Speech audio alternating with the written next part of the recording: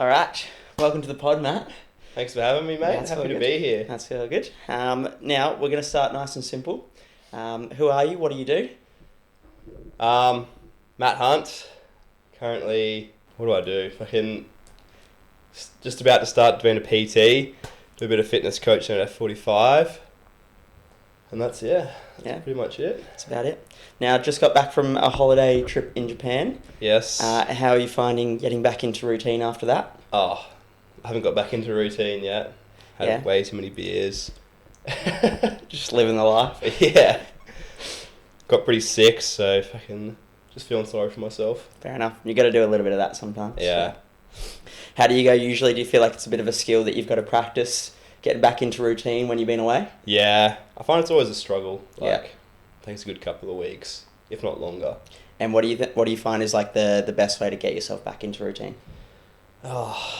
Start doing something you like get straight back into the gym, which is actually enjoyable, and then sort of just falls into place from there, I guess. Yeah, that's pretty fair call.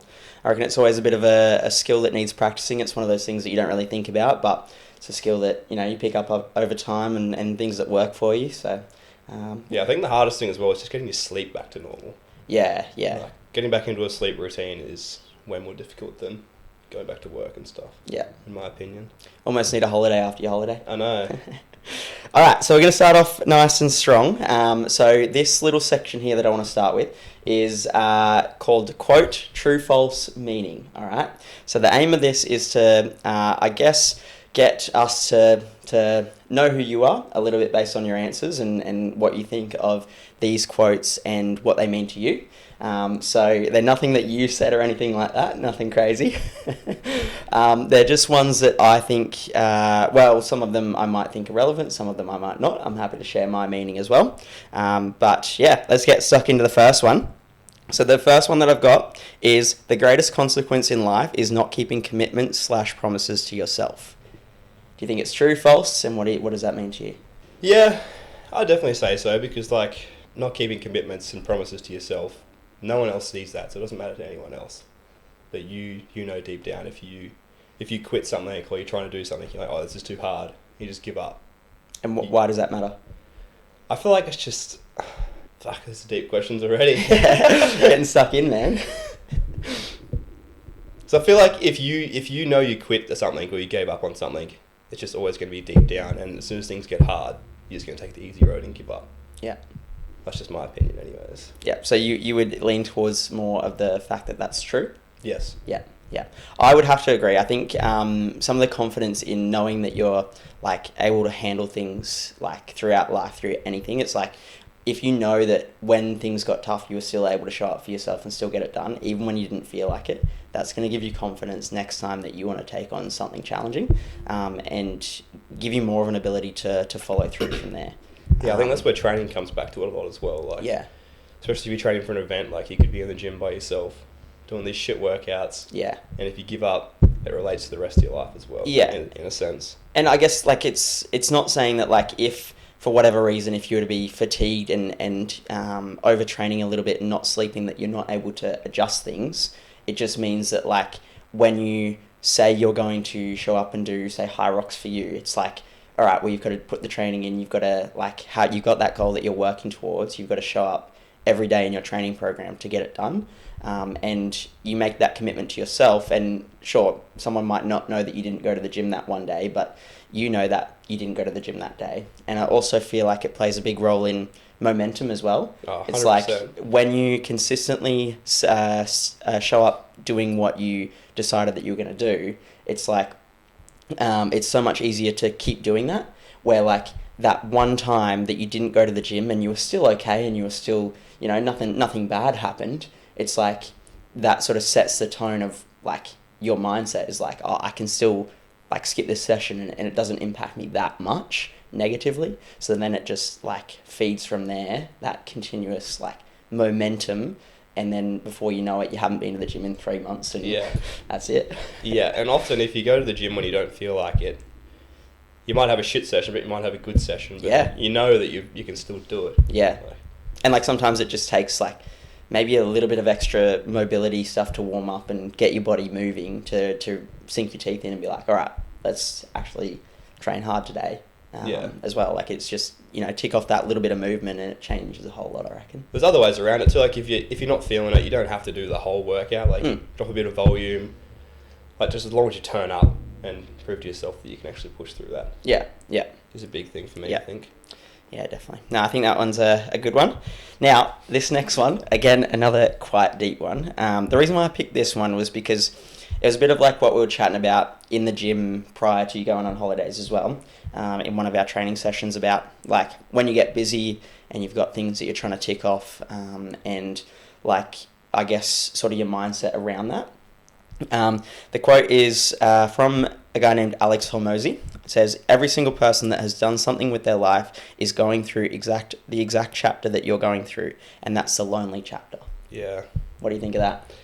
It's very relatable. Like, it's hard to have a good, take care of your own health, have a relationship and a career at the same time. Yeah. In my opinion, like, to balance all three of those is tough. Yeah, and why do you find that tough? Like, I guess because you gotta, especially if you're in a relationship, like you gotta try and prioritize that, and like you sort of don't get to hang out with your friends as much, so to speak, because you're training and trying to start a career along those lines. If that makes sense. Yeah, definitely. I think like there's always going to be periods where things are pretty tough. Like you got lots on your plate, and it's always a hard balancing act. And like you said, I feel like you have all these priorities. It's like, what do you prioritize more, and how do you still get to where you want to get to while, you know, maintaining your friendships and your relationships and things like that. It's always never an easy one. Yeah, I agree. It's tough. Yeah. So obviously leaning more towards true on that one. Yeah, on the quotes. There's always going to be a point where you just have to put people aside for a minute just to focus on yourself. Yeah. And try and get shit done. And what do you feel like there's, like you've often noticed like negative impacts of that, or do you feel like you've done pretty well at like being able to handle that? I've definitely had some negative impacts with like training side of things. Like for hyrox, like I got pretty serious with that in my training. I feel like it definitely impacted my relationships a little bit, just because you're putting so much time and effort into that. You're just always gassed, like, plus trying to work on your career and stuff. Like, you just don't have enough energy for the people around you. Yeah, dude, didn't want to hang out with me. Yeah. The roles reversed. Yeah, have you struggled with that the other way? With you? Yeah. 3 years ago. Yeah. Piece of shit. Couldn't catch up with him if you tried. Yeah, and I guess at that point you didn't really fully understand. Yeah, well now the roles have completely reversed. Yeah. To an extent. That was funny. No, all right, let's move on from that. Happy with that one. So let's talk hyrox. Let's talk your experience, your plan going forward. Like what's in the near future. Hoping to do. I haven't trained for like a month because I've been away and I've been sick, but hoping to start a new block at the start of April. Yeah. For Sydney Hyrox, which is in early July. Okay. So, PT Mark Horn. Who? Write up a plan. Who? It's EP now. Oh, sorry. Yeah, cool. And like, talk us through that experience as a whole, like competing in hyrox and what that was like on the day, in the training, like. Honestly, I'd say the training is probably the hardest bit, like, because it's pretty grim when you're, like, it's the only training you do, and a lot of it's by yourself as well. Yeah. Because my friends aren't very fit sometimes, or injured in Mark's case. But yeah, you definitely get addicted to it. Like, it's hard not to get down on yourself if you don't get the time you want. Yeah. But then at the same time, you're like, oh, I beat my old time. Yeah. So it's still a positive. And why do you feel like you just missed out on the time that you were aiming for in the last one? I feel like overtrained slightly. Like, and I was injured for both my last hyroxes. Like, had shin splints, had. There was a little niggle in the hip. Yeah, had a little niggle in the hip, so I wasn't 100% in my training. Like, I couldn't get quality runs in because my shins were always sore. Yeah. And then I finally tried to make up with that with extra like conditioning training, which just is not good on the body. But yeah, definitely hopefully this time the body's feeling a bit better, so I can get a bit more out of it. Yeah. maybe the 3 months or so, or not 3 months, but the month or so off, the 3 weeks, might have been a good thing as well. Yeah. Like even though you were still away and doing things, like you might come back feeling a little bit more fresh. I feel like mindset was a big thing with my last one as well, because I had a lot going on outside of training that like you're just so drained all the time, and like you kind of get over it sometimes. Yeah. Like the last 3 or 4 weeks of that training block was a bit of a grind. Yeah. And like you just feel like you're not going anywhere. Yeah. Because you're overreaching, overtraining, and then you get to the day, you don't feel like 100%, but you just got to cop it. Yeah, yeah. And would you do anything differently, apart from, say, change up your training a slightly? Would you do anything differently in the next one? Yeah, I think I do. I was actually thinking about it this morning. I think I do less training, like just quality over quantity. Because last time I was doing like 9 sessions a week. Yeah, it's pretty full on. And like I don't sleep well most of the time, so Yeah. I don't recover properly, and it's just like you're just going backwards sometimes. Yeah. But I feel like Yeah, I feel like the training volume I'd yeah. bring down a lot. Yeah, yeah, that sounds good. And in terms of like actually in the training, it's like do you get more out of the training itself for the hyrox or competing on the day? Like, what do you feel like gives you more satisfaction? I think the general answer would be competing on the day, because like you go in and beat your time. But honestly, probably the training, because like we were talking about before, that's like you get in there, you're proving to yourself every day that you can just back it up, do it again. It sucks doing it by yourself, dude.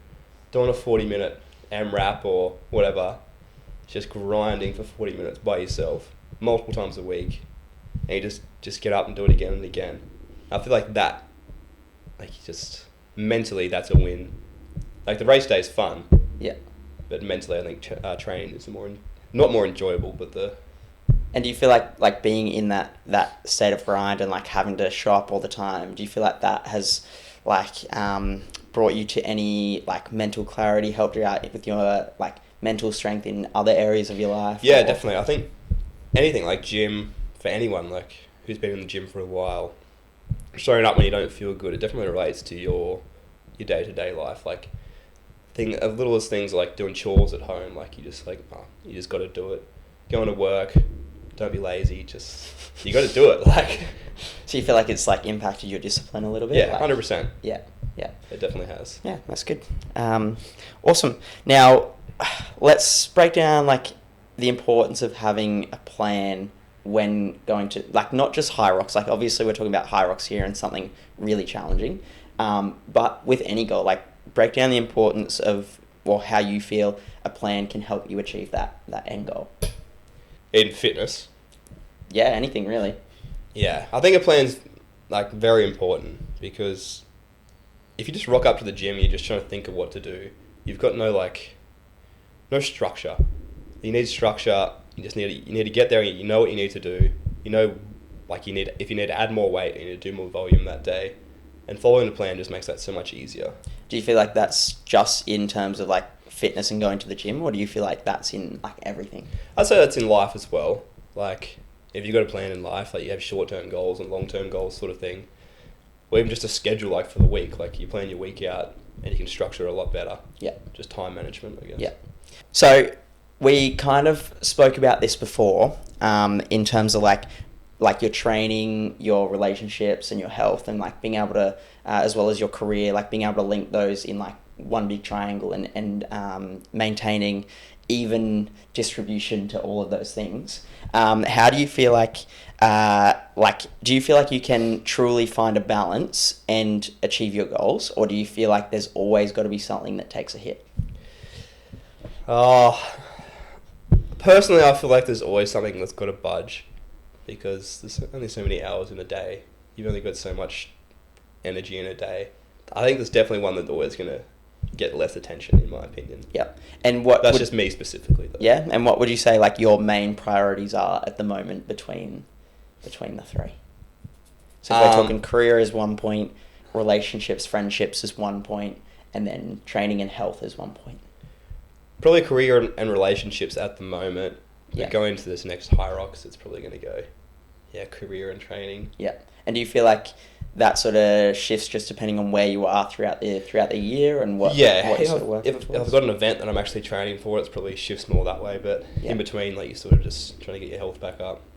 But I think, like I said before, less training volume will definitely make it a little bit easier. Help you be a bit healthier while you're training. Yeah. Yeah. Yeah. Relationships wise. Yeah. Yeah. That's probably a good point. Yeah, I think I'd probably like second that as well. Like, there's like you can, of course, hit all three, but there's always going to be that area where you have to shift slightly towards one direction and sort of take away from the other two.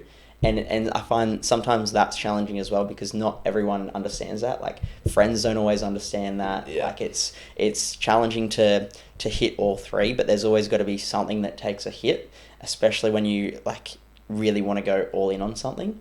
Yeah, and I think it's that triangle that sort of shifts throughout the year depending on what you're doing to like being heavier on one side or heavier on the other side, depending on like what you're aiming for and what you're training for. Yeah, no, honestly, for me, like, friends probably cop it less because like, I can train with my friends. Like, Mark and I, we go to the gym. I got other mates I go to the gym with, and that's when you hang out. Yeah, it's more like actual like partner relationships. Yeah. That. Well, you think we're mates? Acquaintances. Just training. Used to live together. Yeah, just roommates. So. Yeah. Yeah, I know what you mean. It's and especially because like. Friends, it's not the same. Like you don't.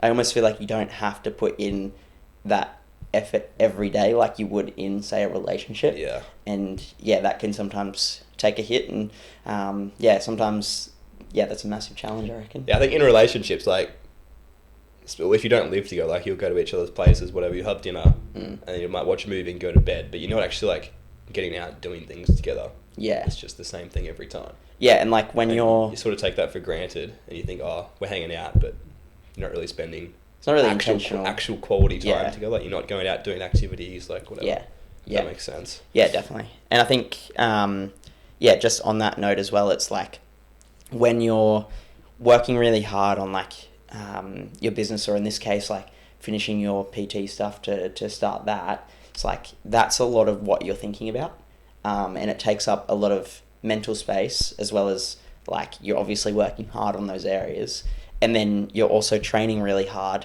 so that's another priority. And then sometimes it's like you're not really fully present and fully engaged in that because you're so tired from like spending all day thinking about your training and your work, and then sometimes being so tired it's like you don't really want to go and do those things either. You just kind of want to go to bed, and It's definitely a challenge as well. It is hard. I often feel bad. I'm just so gassed. I just want to go to sleep, but yeah, they want to talk or whatever. I'm like, what effort. Dude. Yeah, I mean, I feel like that's always going to be the way with that triangle. Like it sort of shifts. Depending on where you're at. Yeah. All right, let's move on to something a little bit more positive, we'll say. What would you like? You've trained for a long time in like your life. What would you say over those periods of time? What would you say your favorite type of training is? Like if you were to break it down into like coming up with a couple of like key areas that or key types of training that you've done over the years, what would you break down to your favorite type of training? I'd say functional training is probably my favorite at the moment. And what do you mean by that? As in like just a mix of lifting weights and doing cardio, I guess. Yeah. So just try to be generally fit as a human. Yeah, trying to be an all-rounder. Yeah. Just a fucking weapon. Yeah. And how's that travelling for you? How do you feel like you're going? Yeah, getting there. Yeah. It's grim sometimes, but I think strength training's quite is close behind too. It's a good feeling just going to the gym sometimes and just lift weights, especially with one of your mates, like. Except like when you're not as strong as them. Like I hate that. Yeah. That's never happened with us, but to be fair, when we first started, you were a lot stronger than I was, but I looked better. So righto. I don't want to. We just want to go to the gym for a month or so until I can build back up. And what would you consider like your biggest win in your fitness journey? Like, and it could be anything. It doesn't have to be anything specific. Your biggest win in your fitness journey? Got a sub 20-minute 5K once. Hey, that could be it. It's a bit lame, but probably hyrox, to be honest. Like just taking time off hyrox, because I've never really trained for an event as hard as I trained for hyrox. Yeah. I feel like it's just such an accomplishment when you can take time off your last school. Your last race, sorry. Last score. Yeah. Yeah, that's probably fair. And do you feel like there's a close second, or you feel like that's probably the biggest thing, like mentally, physically? That's probably the biggest thing for me, like, purely because I haven't really trained for anything else specifically because I've already had so many injuries, so I've never had the opportunity to really knuckle down. Yeah. What do you feel like is, like if we're to talk on injuries a little bit, do you feel like there's any in particular that, like, stand out for you that were really challenging? Yeah, my shin splint's probably the worst. Like, I had them for... When we went to Japan, last February, so I had them for over a year. And yeah, that was pretty grim. Yeah, and what did you find most challenging about that? Oh, I just felt... You just feel like they're holding you back, like an injury's holding you back, because, like, you know yourself. Imagine how fit you'd be if you didn't get injured in your entire life. Yeah. Mate, I'd be in the Olympics. No, I wouldn't, actually. Hey, you never know. Yeah, right. And how's the body feeling at the moment? Pretty good. Yeah. Had a few weeks off, like I said. Probably not healthy weeks, but... Dude, you're on holidays, it's fine. But yeah, so try and build up slowly with my shins again. Hopefully we don't have any issues there. Yeah.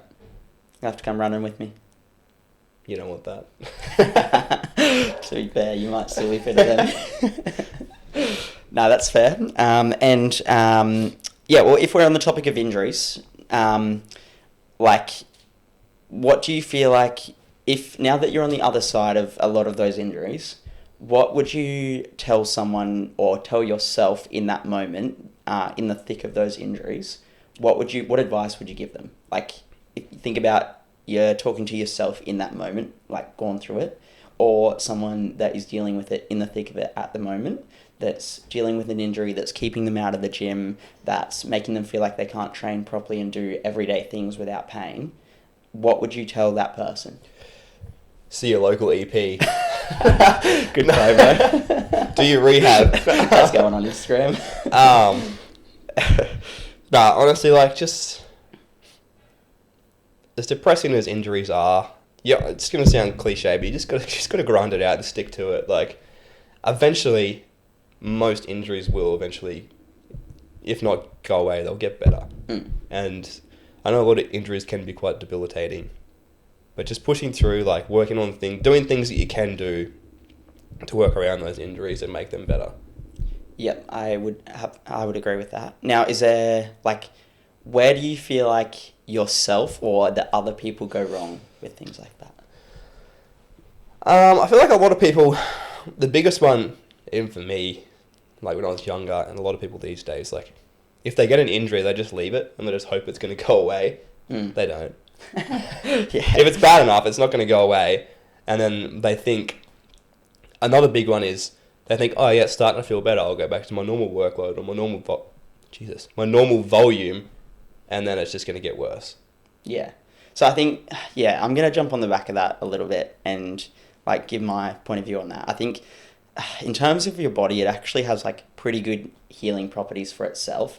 But it's like a lot of the times people get an injury, but they don't, like, change anything about what they're doing or actually have some direction on, like, how to move properly around that injury or to promote that healing or whatever it is, to have good insights to know what to do. So then they just keep going about their life, hoping that it'll change. I saw one client not long ago who had, like, shoulder, like, rotator cuff related pain, as well as, like, some bursitis along with that. And it was, like, ongoing for, like, a year, but they hadn't really done anything about it. They hadn't really changed anything about, you know, how they move or anything. They just sort of hoped it would go away. And as a result of that, is like your body's pain receptors are just, like, they just hypersensitive. So they keep giving pain signals and you keep, like, not getting better over time because you haven't given it that opportunity to get better. So I think I would have to agree with that as, like, if you get that injury and that pain, you can't just let it be and just hope that it will get better. Like, yes, your body has good healing properties, but you also need to do things that are going to give you the best opportunity for that. And that might be even, like, looking at other things outside of your training and exercises for rehab. It might be looking at your stress levels, your like your recovery, your sleep, all of that. Like there's so many things that influence injuries. You can't just look at and just hope that it will get better without actually looking into anything and trying to change anything. There's also the other side of it too. Like even if an injury is getting better, like you were saying with those pain receptors. Excuse me. There's also the other side of it too. Like even if an injury is getting better, like Mark was saying with the pain receptors, like it could be getting better, but it's still going to be painful in a way. Yeah. But then also there's like the other side of that as well, is like sometimes pain doesn't always equal damage. And that's one thing that I've been struggling with at the moment with my hip injury.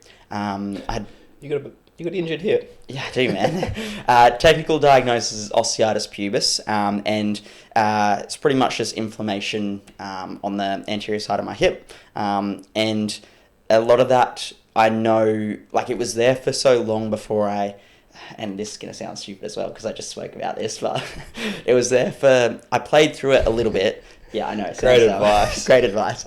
Do what I say, not what I do.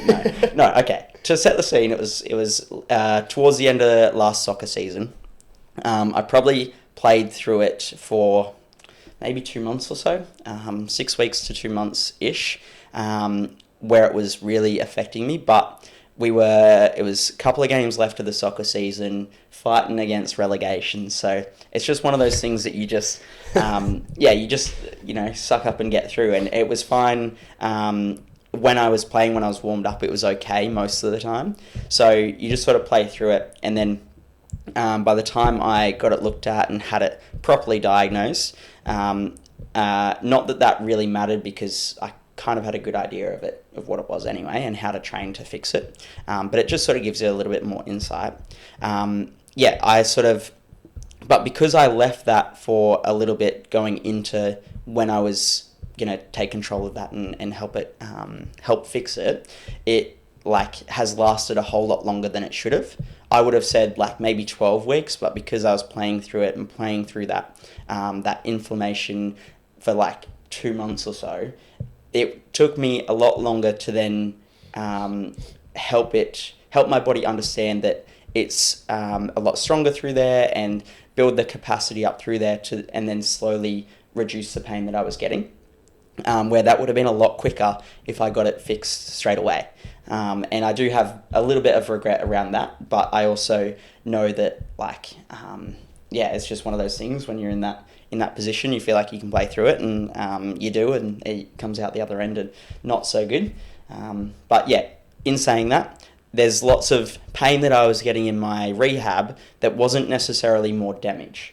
And I guess there's the other side of that as well, going on a bit of a tangent around the mental side of that, of there was a couple of times where I tried to go back to running a little bit too early and I would be sore for a couple of days after.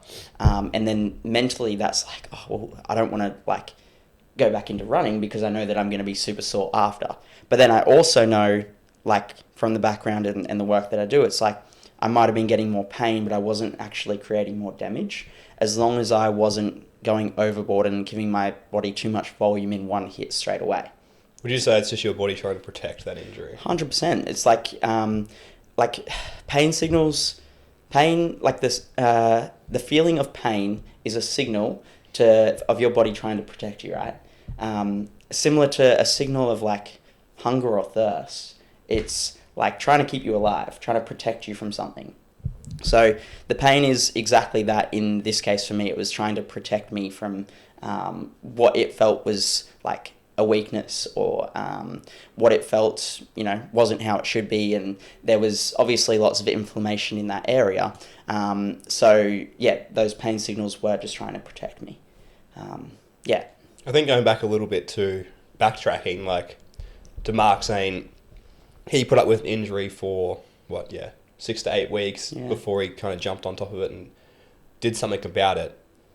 If you're just a general population person, you've had pain in your back for 2 years, it's never too late to go and get it checked out. 100%. It could be quite something very simple. Yeah. And your old tradies, your 40-year-old tradies, I've got a bad back, look after your back. You don't end up like me. And it also high chance if they just went to a professional and got it looked at, learn how to move properly, started strength training, like getting in the gym, actually trying to do something about it. There's a high chance that instead of just going and getting acupuncture and massages, there's a high chance that you could fix it. Yeah, the problem with that is like when they've been in pain for so long, it almost becomes part of their identity. Yeah, and it's like it's a hard shift to make. It's like those wankers that say like make coffee their identity. I'm like, oh, I'm not myself without a coffee. Oh, I haven't had my morning coffee yet. Dude, that's a real thing. There's one of them in this room, and I don't drink coffee, so. Dude, I got lots to do. I'm a busy person. I need caffeine. Yeah, but it's like it's so hard to make that mindset shift because they've just been living in that pain for so long that it's like it no longer is something that like that seems like an easy fix. It's just like, oh, this is it. I've got back pain. It's just how my body is. But there's so much that you can actually do about that. I'm sure you agree here. I think it's for that age category, I think it's a generational thing as well. Like, tough men don't need to go to the doctor. Yeah. Don't need to be shown how to train in the gym. Yeah. Yeah, I think I don't need to go to the gym. Yeah. Oh, I've got a physical job. I don't need to go and train in the gym. Yeah. It's like, yeah, you might have a physical job, which is good exercise, but you're not actually training your body to be physically prepared to handle the loads that you actually do in your workload. And there comes the injury waiting to happen, I guess. Because, they don't, like, look after their health in lots of different ways. And then, obviously, if you're not looking after your health, your body's not going to look after you. And it's just this continuous cycle. Your back's sore when you're 40, imagine when you're 60. Yeah, that's true as well. That is very true. Yeah. The number one thing that I think is going to be protective against injury is actually strength. So, I mean, on that note, if you do have an injury, make sure that you do not leave it alone and learn how to train properly in the gym to prevent injuries, but then also get your injury looked at by someone that can help you. And that might just be some simple little cues in your movements that you do already to help you move a little bit better, but all of it's going to be a benefit anyway. And don't listen to all the bullshit online either, because every injury is specific, and if you listen to those influencers... Yeah. Oh, don't get me started on that, man. We'll go down a rabbit hole. Yeah, that is very true, though. I'm going to say one point on that. It's like there's a lot of fear that is put into people via like creators online, and sometimes that's to sell them things. Sometimes that's just because they believe what they're actually saying. But a lot of the time that, like, let's say your freaking posture isn't going to, like, there's nothing to show that that's actually going to be an impact on like creating injury or anything like that. So I think there's a lot of too much importance placed on things that don't actually matter on social media and things like that that people are believing. Or it's people that just have learnt, like that's what they've been taught, but it's outdated.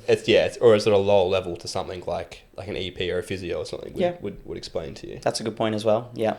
Like me as a PT, like I'd look at something, and then I'd talk to Mark about it. And be like, oh, there's so many other better ways you can fix that sort of thing. Yeah, that's a good point. On that topic, let's move on from say injuries and the advice we've got there. Diving into the PT world, what's the motivation for that? I've just always been passionate, like about such fitness. A cliche answer. Yeah, it really is. It's true. It's so true though. No, go for it. I won't cut you off. That's about it. Just being passionate. Yeah. Is there any like obviously you enjoy it and you you are passionate about it, but is there anything in particular that sort of like made it click for you? Not really, to be honest. Like I've been wanting to do it for ages, and then like sort of just bit the bullet and finally did it. And now that I'm injury free, I've taken my own fitness journey to the next level. I think it's just given me a lot more. I don't know what the word I'm looking for is. I don't know. Well, wait, a lot more what? I feel like it's just given me a lot more motivation to help other people do what I've done with myself. Yeah. If that makes sense. Yeah. I feel like I just rambled a little bit, but... That's okay. And, like, what sort of people do you feel like you can see yourself working with? Honestly, anyone, like... Probably just general population people that... Like, I look at myself a couple of years ago, I was in the gym, whatever, but I didn't really know anything. Like, people just educating people about like the easy ways to lose fat or gain muscle, I think would be something I would enjoy, because like I like helping people, I like teaching people, and most people, I look at my own parents, like they don't know shit, just because back in their day it wasn't important and they didn't have the internet. Yeah, that's fair call. But like, so many people, like we were saying about, they just believe shit they see online, even though it's not true.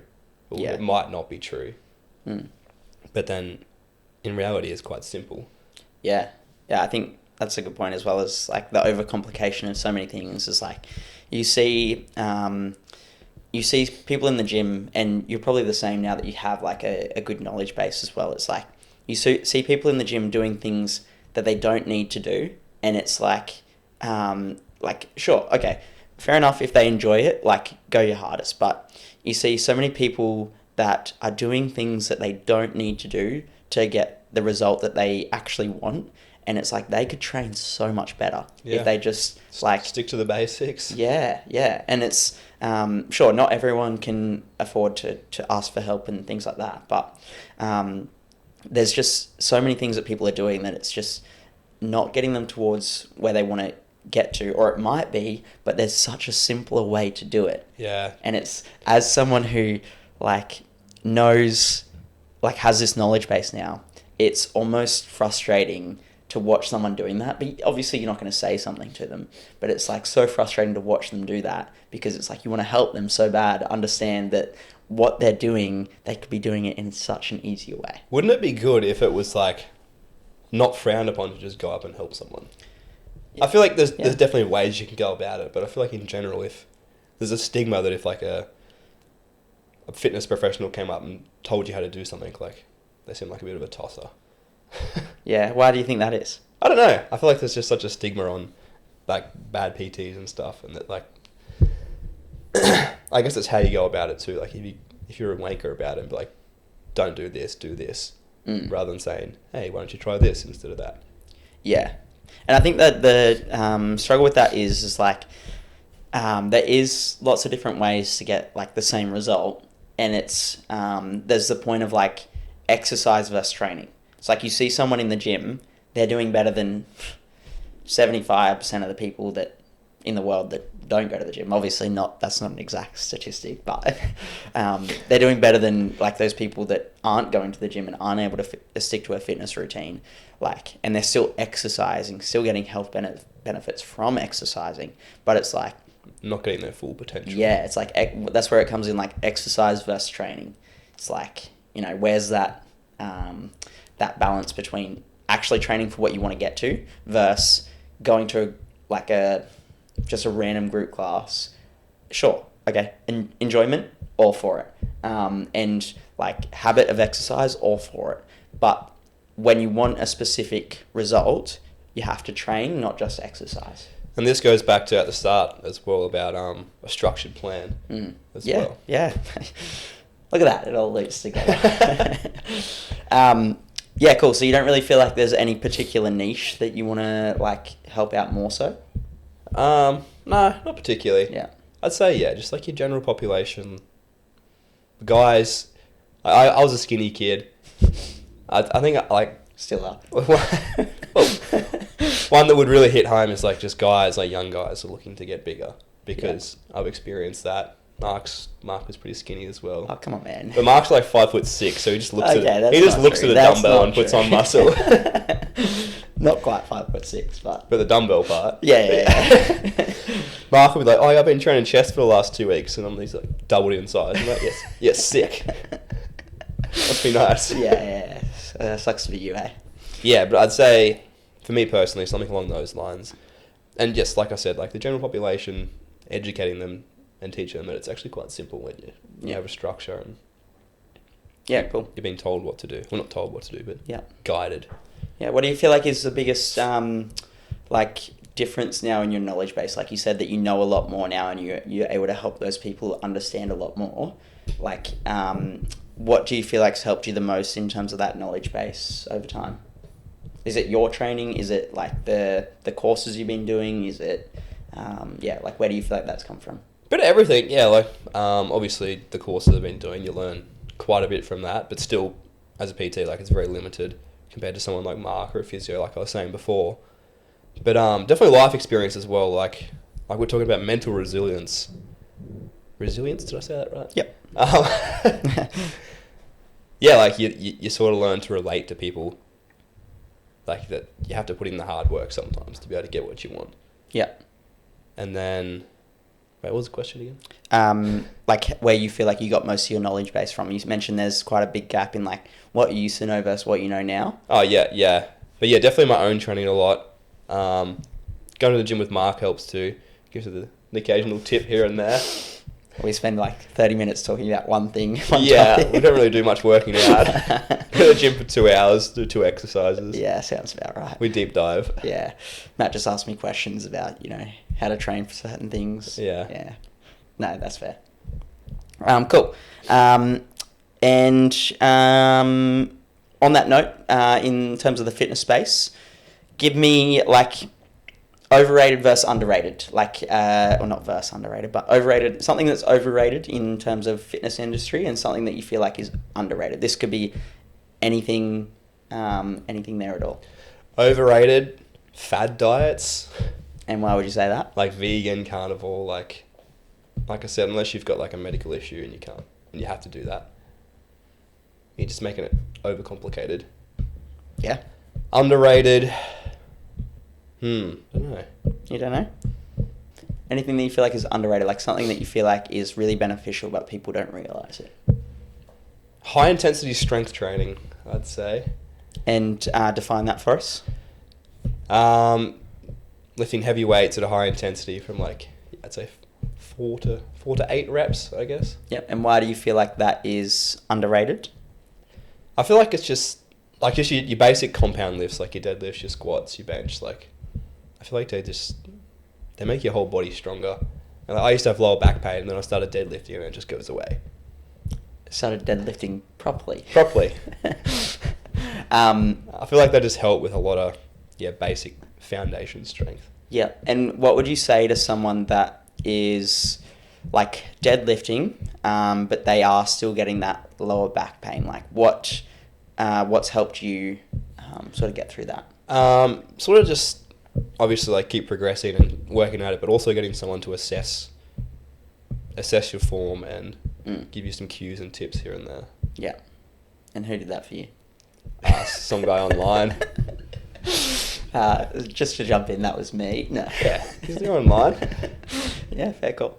And speaking of online, now that you've finished your PT stuff, do you feel like in person or online is sort of more going to be your go-to? I'd say you got to start somewhere. So starting in person, yeah, get some experience, and then eventually try and build up online.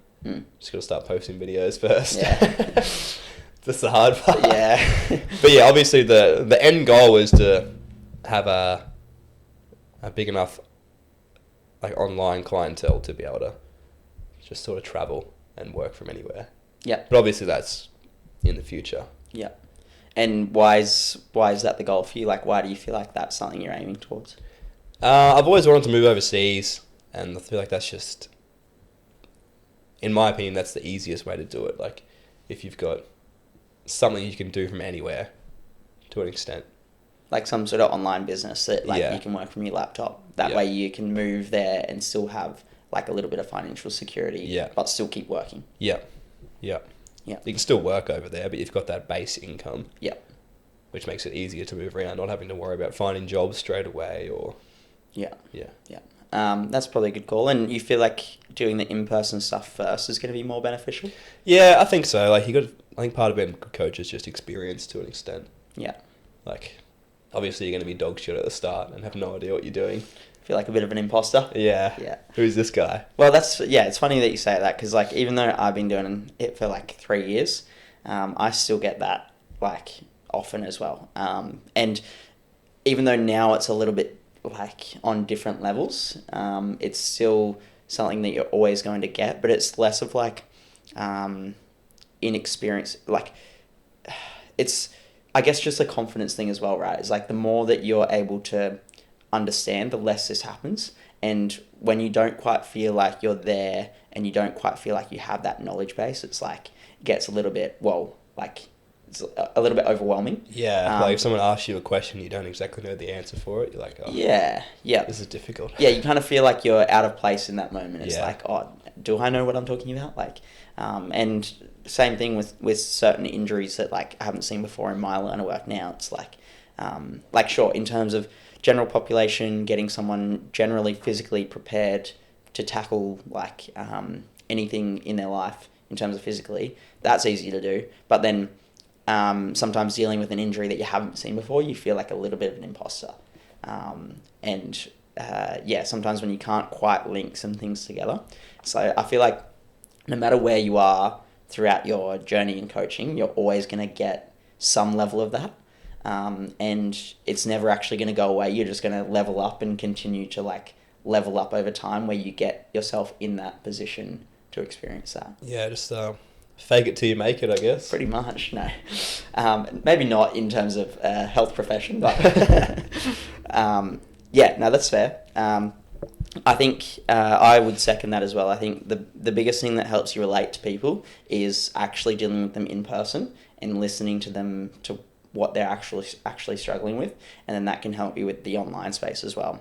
Like you see people, the biggest problem with the online stuff is anyone can do it. Like they just have to have a following of some degree on social media, something like that, and then they don't even have to have any profession like or certificate or anything like that. So I think like anyone can do it, but having that in person, like relating to people in your sessions is such a huge benefit to actually being able to help them online as well. And be able to create a good service, not just like a generic program, like be able to create a good service, you need to have that experience in person first, I think. Yeah, I definitely agree. All right, Matt, what would movement optimization mean to you? To me personally, I would say literally what it is, like optimizing a movement as much as you can. Like if you go into the gym and you're doing barbell bench press, for example, if you're doing it with dog shit form, like it's not going to be absolutely optimal. But then for muscle growth or strength or whatever you're trying to train, but then if you're doing it with good form, good tempo, you're going to get much more. It's going to be much more beneficial than doing it incorrectly. What if someone can't do barbell bench press? Do something else. Dumbbell bench press. What if they can't do dumbbell bench press? What if they can't do any bench press but they want to grow their chest? You could do some cable flies. Would that still be optimizing movement though? It can be if you did it right. Yeah? If you had a good support base, you still did the correct rep ranges and intensity. But if their main goal was to increase their upper body pushing strength and they wanted to increase their bench press, but for whatever reason they can't do a bench press, is that really optimizing movement? Oh, you could do chest press, like a seated chest press. They can't do any pushing movement like this. They get shoulder pain. Work on your shoulder pain. Fair call, I would say. So, like, I was testing you a little bit on that one in terms of optimizing movement, just because I wanted to challenge you. But I think, like, optimizing movement doesn't always mean, like, yeah, they're trying to increase their bench press, but there might be something holding them back from doing their bench press, and optimizing movement wouldn't be, even though that would be the most optimal movement to do to increase that, if they're getting shoulder pain, it's probably not going to be the most optimal, because if they're doing it and they're getting shoulder pain and they're just going to make that shoulder pain worse, then they're not going to get to their end goal of increasing their bench press anyway over time. So in that case, I would say optimizing movement is going to have to be dropping back and really, like you said, working on that shoulder pain. And even though it doesn't feel like movement optimization, it is, because it's setting them up for like long-term success. You're going to go backwards to go forwards sometimes. Yeah, sometimes that's the role. Cool. Now, if we're talking, and I'm just sort of picking on the themes of what I believe is important in people's goals, empowering mindset. How important do you feel like that is in people achieving their goals? I'd definitely say it's a big one. Like, if someone's got in their head they can't do something, there's a high chance they're not going to they're not going to do it properly, or they're not going to do it well, or they're not going to want to do it because like of a confidence thing. But if you can give them, are you talking about giving them an empowering mindset? I'm talking about how important having an empowered mindset is. Yeah, it is, because like I said, like someone might not be able to do something, or they might not want to do something. But if you tell them, like, yeah, do this, and you'll be able to do this. Like, you start at the bottom, you work up, and empowering someone to do something is going to change their mindset completely. Yeah, and I think the other side of that spectrum as well, or I guess on the similar sort of line, is like people that are not taking full responsibility and are likely to blame things on external factors, say like genetics and things like that. That would be me. yeah, this guy. It's like they aren't doing themselves any favor because they fully believe that they're limited to get to where they want to get to by that factor. When in reality, if they had like a mindset to learn how to do things the best way possible, to actually believe that they can get it, then it's going to be like totally different story, because instead of succumbing to the negative impacts of like blaming things on other things, they're going to take responsibility to do what they can to get to where they want to get to. So I think that's the other side of it as well, as people sort of, when they don't feel empowered, they are likely to go and blame external factors when they could. I'm not saying that they don't play a role, like your work hours and things like that still play a role, but people, I think, can put too much pressure on that and then sort of go the all or nothing approach. Like, oh, I worked so many hours, so like what's the point of doing like this one session a week?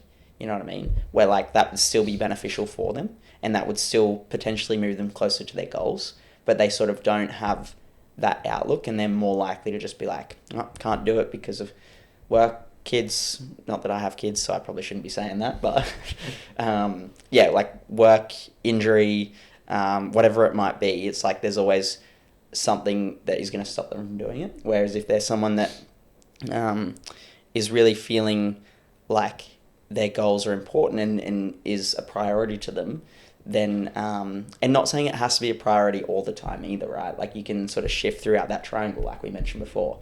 But like if it is a priority to them getting that result, and a lot of the time it has to be when someone's really struggling health-wise, it's like make that a priority and then really work on your mindset that sets you up to actually be able to achieve that and believe that you can achieve it. Otherwise, you're always going to find those external factors and place the responsibility not on yourself and put it on the external factors affecting you not getting that result. Does that make sense? Yeah. Yeah. What do you think of that? I definitely agree. I think it also relates back to our bit of a different question, but it's not really a question. What we were saying before about like mental resilience and like, building your mental capacity. That's what it goes to it. Like external factors, like Mark was saying, are always going to be there. Like no matter who you are. Like we've both been in the gym for a while, and external factors are still a huge thing. Like overworking, injuries, relationships, other commitments. And if you can just push through those and still work towards your goals, I feel like it's going to be very beneficial down the track. Yeah, that's a fair call, I reckon. And if we were to like really touch on the other point of the areas which I feel are important and that are in my branding for my company as well, it's like musculoskeletal resilience. What do you think of that topic? How do you get it? Why is it important and things like that? Yeah, I think it's important, like we were saying about like strength training. What was the question? Musculoskeletal resilience. So one of the areas of my brand is creating musculoskeletal resilience. And what do you feel like, how do you feel like you get that, and why do you think it's important? You definitely get it, like being in the gym, just showing up, training. And like I said before, like talking about strength training and how I think that's very beneficial. I think that relates to your musculoskeletal resilience. Yes. Tongue twister. Yeah. Because like you pretty much, like it's resilience. Like you're building your muscles to be able to be resilient and bounce back from things. Like withstand more load. Yeah, and they're going to get stronger. They're going to get more mobility, more flexibility. Whatever you're training for. And it's just like life. You have to be resilient, and your body has to be resilient as well. Do you feel like it has a shift both ways? So like in the gym creating that musculoskeletal resilience, do you feel like that has a transfer effect over to everyday life? Yeah, definitely. And that sort of comes in the form of discipline and Yep, showing up when it's hard. Yeah. It's no different to life. Like you don't feel like going to work on a Monday because you're hungover, but you go anyways. You're hungover on a Monday? No, never. No, not anymore. That's not for a very long time. But I think that's relatable to most people. Like, it's no different to being hungover on a Sunday. Yeah. And you just lay in bed instead of getting out and doing something. Like, yeah, you just wasted a whole day. That's true. Do you feel like there's anything else important in terms of like health and fitness space that like we haven't talked about today that are relevant for you or relevant for the people that you're going to see or anything like that? Probably a bit, not really answering the question, but like I'd say a big one for me is don't compare yourself to other people. Yeah. Because everyone starts somewhere. Like Mark and I, when we were younger, like I still get gym anxiety, and I've been in the gym for a while. I don't know about you. But Yeah. like when I go to bigger gyms. Yeah. Body dysmorphia is still a thing. Yeah. But yeah, don't compare yourself to other people. I think as you grow, like you have an image in your head that like you want to look like Henry Cavill or Chris Hemsworth or something who's just absolute unit, or some Instagram influencer that's just absolutely jacked and has insane genetics, but probably worked hard to get there. But I feel like a lot of people just go into the gym and think that's what they're going to look like. Most of the time, it's not, because... Or get disheartened because they don't look like that after working hard. Yeah, or they put the work in for a couple of months and they don't see any results, or they don't see the results they want, so they just give up. Yeah. But I think that just comes as like, don't compare yourself to other people. Fitness, like looks, strength, anything. Yeah. Do you also think that they only don't get those results so because they're not doing things how they need to do to get the results? To an extent, yes. Yeah. Like I think, like what we were talking before, there's a lot of things that affect results in gyms. You could be doing everything to a T, but yeah, you got shit sleep, and you're not going to lose as much weight or get as big as you wanted to. Yeah. Little things like even just like eating and not recovering properly, stress. Sorry. But yeah. Yeah, there's definitely a lot of outside factors. I would agree.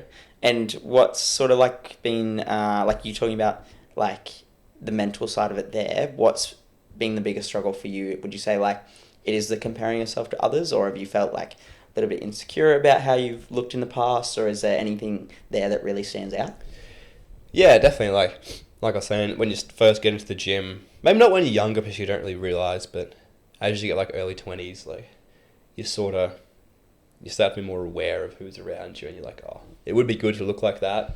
I still compare I do compare myself to others still. Yeah. Like, I say don't, but it's hard not to. Especially as a beginner when you really, like, you look up to someone who's, like, reasonably fit. Yeah. But yeah. And if we're talking, like, body image stuff, obviously, like, a big thing for both, like, men, women, boys, girls, doesn't matter like what age. I feel like it's a big, really present, we'll call it an issue in like the health and fitness space these days. What has been like your main struggles with body image, like growing up and things like that? And when do you feel like you've gotten better with it? Do you feel like it's gotten worse? Like when do you feel like it was the worst for you? Probably, obviously when I was younger, I said I was a really skinny kid. But then you go to the gym and you sort of get like low-key jacked because you put a muscle so quick and you're still... Well, not you, but... you're still skinny. You get that extra vein in your shoulder or something. But I feel like, yeah, definitely for me, the lowest was like when I was injured and had heaps of injuries. Not being able to train, like... Which injury are we talking specifically? Probably... Where should we start? I broke my leg. I was on crutches for like 3 months. And yeah, just got skinny fat. Because I literally couldn't do anything.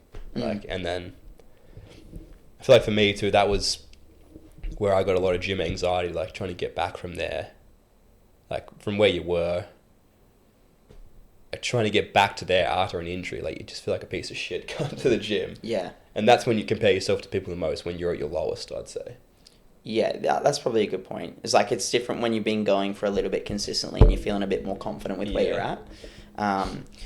Yeah, like what would you give someone any advice that's like in the gym going through their initial rehab phase where they can't like train how they used to, would you give them any advice to like push through that?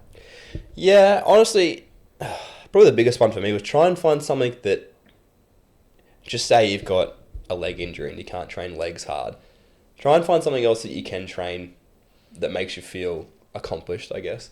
Like, I don't know if you jump on the ski erg or whatever, but like, it could even be a different style of training that still makes you feel good. Like, you'll be able to find something out there. Yeah, yeah. And I think that's a good thing as well, is like lots of people go through a bit of an injury and they just go, oh, fuck it, like I don't want to go to the gym, I'm injured. It's like, yeah, but there's other things you can do. Yeah. Like, you don't have to just, like, that injury shouldn't have to stop you. But I fully understand that, like, you know how you normally train and then you have to go and like adjust that so much.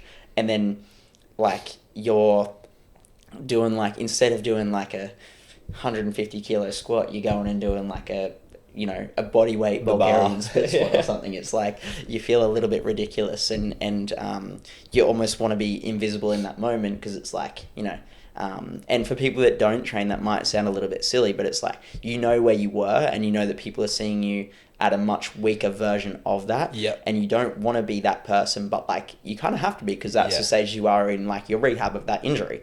And it can be a massive mental struggle around like, and again, it sounds silly saying it out loud that you're worried about what other people are thinking about because you're doing injury rehab that looks so basic. It almost looks like you don't know what you're doing. Or you're doing some stupid rehab that looks awful. Yeah, and it's like I get this as like a professional in that space as well, because working out in gyms that I work out of, it's like you want people to see you as someone who's fit and strong. Yeah, and it's like you're in this gym and these people don't know that you've got an injury. They just see you doing this like silly little, initial rehab exercise that hopefully, if you're doing your rehab right, is only for like maybe mitigation of pain and getting some movement patterns in or something. Don't get stuck in a rehab loop of doing stupid exercises. Yeah, it sucks. But yeah, you're in this gym that you work out of and you're training, and you've got these people that see you train or will see you train, but then they also expect you to be someone that trains hard, and you're doing these stupid little exercises, and you're like, you almost want to go up to them and be like, trust me, brother, this is a rehab exercise. I've got shit going on. Yeah, I've got this injury, I've got that injury. I think another thing that relates to that is like, no one really cares. No. Like, people in the gym, you might feel judged. I definitely do. Like, going back from injuries, you're lifting, a quarter of what you used to be. People don't care. No. Like, I love seeing people that have like a cast on in the gym or something, or like they've got some sort of injury and they're in the gym. Yeah, but see, that's okay because they're physically showing someone that they've got an injury. It is definitely harder when you don't have anything to show for it. Maybe just like walk around with a limp or something. Yeah. Put it on. Yeah. No, I do know what you're saying. Like, you definitely feel judged, but no one really cares. Like, everyone's in there trying to work for themselves. Don't get me wrong, there is some narcissistic pieces of shit that would judge you, but... Yeah, but then, like, why would their opinion matter anyway? Doesn't matter, exactly. But most of the time, people are more worried about what they're doing with their training and people looking at them to be actually looking at you. Oh, yeah, you're more worried about people looking at you than you are looking around at other people seeing what they're doing. Well, you think just in comparisons, like, I might be in the gym benching 60 kilos because I've come back from an injury. It's like my max anyways. Yeah. But then you might see one of the bigger guys in the gym benching 140 kilos when he's actually coming back from injury because he used to bench 180. Like, it's on different spectrums. So. Yeah, and he's probably thinking the same thing as, this guy thinks I'm only benching... Skinny bitch. Only benching 140. Geez. Yeah, it's light work. I think that's a really important topic to cover. But, is there anything else you feel like we're missing that can be... talked about in terms of the health and fitness space? It's not easy. Yeah? And why would you say that? Results aren't easy. If it was easy, everyone would be jacked. That is true. Do you feel like it's a good representation of the type of person, like, by just seeing what they can accomplish? And yeah, like for someone who's been in the gym, I'm sure you feel exactly the same way. You look at someone like Chris Bumstead, who's a world champion bodybuilder. Probably one of the best bodybuilders ever. Probably, yeah. In that category. Yeah. And you look at him and you're like, the amount of work and sacrifice he has had to put in. Like Yeah. when you go into the gym, you actually understand what it takes to look like that. Yeah. So even any bodybuilder, like, you've had to put in work. Yeah. Although if I did bodybuilding training for the last Yeah. 7 years, I'd probably know. Mark could just lift once a week and be sweet. No, and he's such a nice guy as well, right? Like the mental side of his training, like you can see the growth that he's had by really challenging himself with something and coming out the other end, like. And it just shows you, like, he's had injuries. Like, he won the Olympia with a torn lat. Yeah, that's like, that's crazy. Yeah. Like, even the best of the best go through what the general population do. Yeah. That's pretty cool. Would you say you're doing a little bit on nutrition as well? Yeah. Is that right? Yeah. Why have you decided to do that, and how do you feel like you're going to help people with that? I feel like it's just an extra little something on top of, like, just being a PT. You're able to give people nutrition advice as well. Yeah. Legally. Yeah. But I've also, like, as well as fitness, I also am very interested in fitness. Like, I honestly find it very interesting that how something so little and, like, a handful of nuts a day can just throw off your goals so much, if that's what your goals are. Yeah. And also how simple it is too. Yeah. Like, when you really break it down. Yeah. I feel like that's where a lot of people go wrong, is they don't fully understand what they're eating, and especially if they do have the body composition goal, like that is like the number. Like, sure, training's important, but if you're not taking control of how much you're eating and things like that, then you're next to screwed anyway. And I feel like that also what we were talking about before about, like, especially that older, like, the boomers. No, not the boomers. What's after the boomers? Oh, I don't even know, man. Gen XYZ, whatever. Don't know. Like, our parents. Like, they grew up thinking that carbs were bad and that nuts were the best thing to eat for a snack. Like, yeah. Which nuts are not bad for you, but...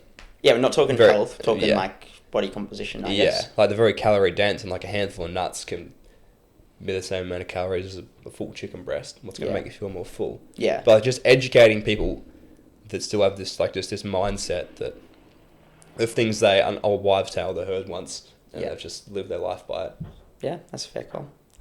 Well, I think on that note, I think we might leave it there. Thanks, Matt. Is there anything, any other last piece of advice you'd give to people listening or watching? Let me know if you find a good EP anywhere. I'm still looking for one. That's not true.